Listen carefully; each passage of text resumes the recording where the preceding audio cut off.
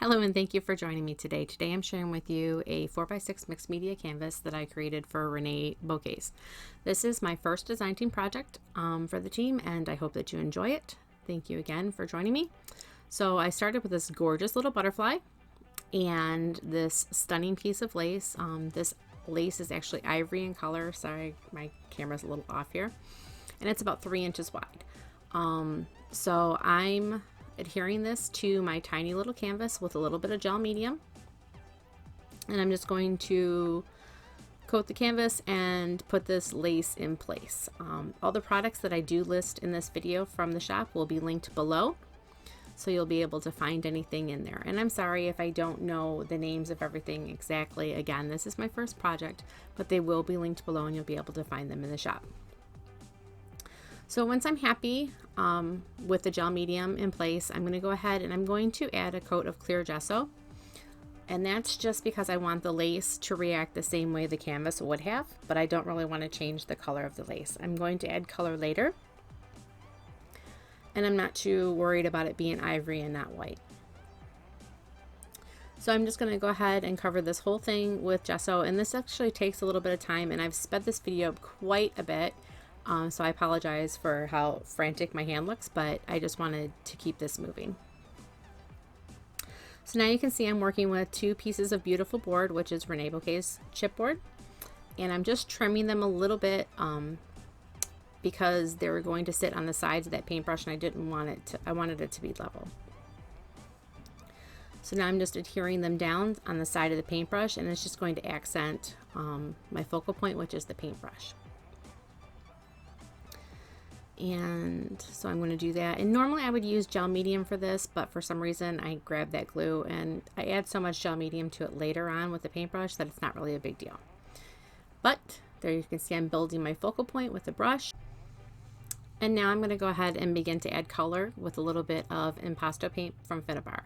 I'm just adding this pink all around my brush, and I do use it later on in the canvas as well. I didn't need to add any gesso to the brush because this is an acrylic paint and it's super absorbent, so it just went right on in. Now I'm just adding a little bit of texture to the paintbrush with a little bit of random stamping, and I just used a little bit of StazOn ink for that.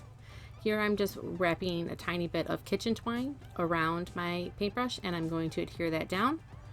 And then you'll see me adding a heavy body gel to my paintbrush. This is why I was not worried about that chipboard, because I lathered this gel on and it's going to hold everything in place. So I'm going to stick that down, and here we go.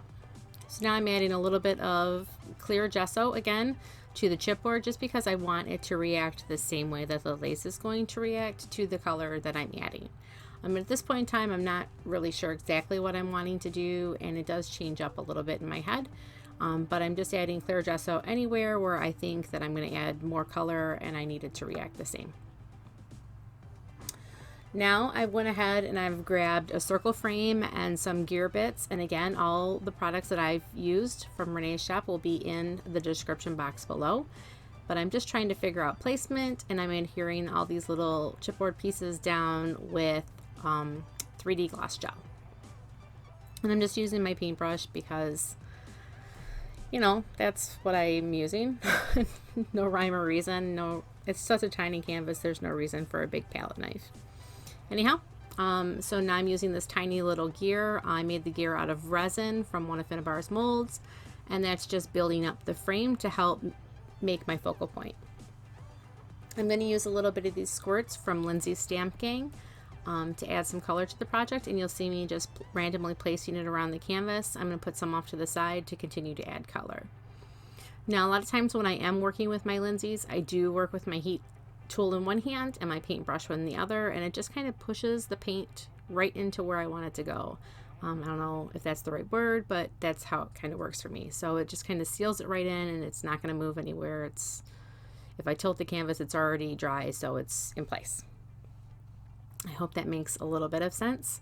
But this goes on for quite some time because I am kind of finicky about my color, so things, you know, take a little bit longer.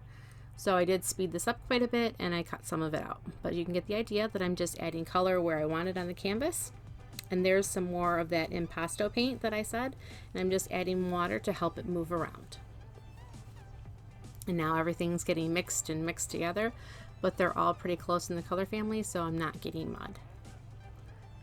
Okay, so I'm just going to continue to add color, and I know that this really kind of looks off in my camera, and I'm not really sure why it looks so dark under my lights, but it's really a brighter pink, and you can see that in the final pictures. So I'm continuing to paint and dry and paint and dry, and here I'm actually adding a darker pink. It's almost like it has a very dark kind of brown undertone to it. It's I think it's Bodacious Blush. I use it a lot whenever I'm trying to add some depth to things with pink, and you can see that I'm just kind of sneaking that in between the chipboard just to add a little bit of dimension and depth back into it, so it's not all just a wash of pink. So you'll see me randomly putting that around the canvas. And again, I know that this does take up a bit of time, but this is the majority of this canvas. Okay, once I'm happy with my color, I'm going to go ahead and add more color. Apparently I'm clearly not happy. No. So I'm just adding some splatters, and that's just a little bit of the darker color. I'm just grunging it up a little bit. And I'm going to use this metallic paint from Filmora to brighten things up a little bit and start adding some highlights back in. So here's some highlighting. I'm going to continue to do that. And this paint is watered down quite a bit, so that's why it's moving around so easily. Okay.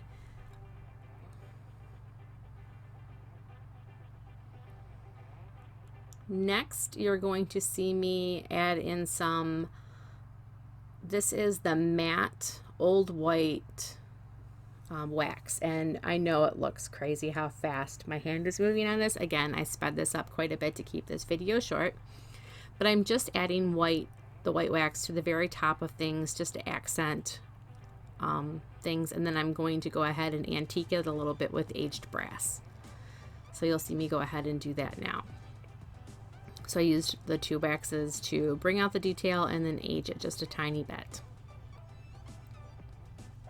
Once I'm happy with my wax, I'm going to go ahead and add in some gel medium, and this is where I'm going to add all the little tiny sparkly bits and all those little accents that Renee's shop is full of that are just gorgeous, and they add so much to your project.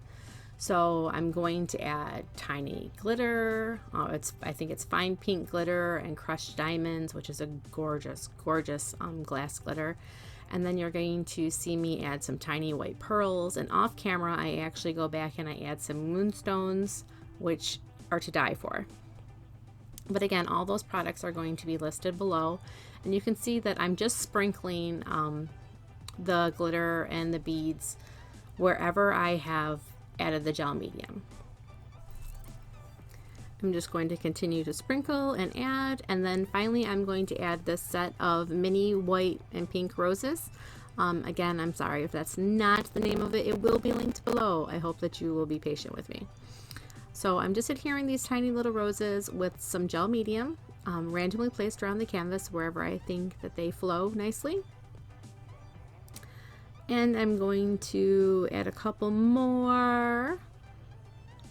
These roses are extremely durable, so I didn't add anything to them, and I'm not adding anything significant to them afterwards, but they do take gesso nicely if you want to add more mixed media products to them.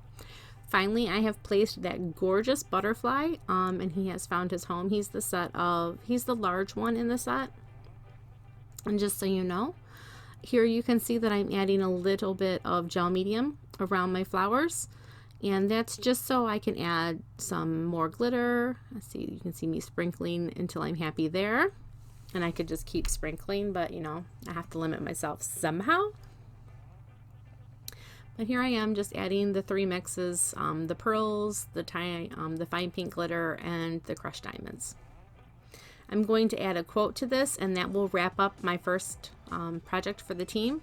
I hope that you've enjoyed your time with me, and I hope you'll consider giving this video a thumbs up and subscribing. Thank you again so much for joining me today, and you have a wonderful day. Thanks again. Bye-bye.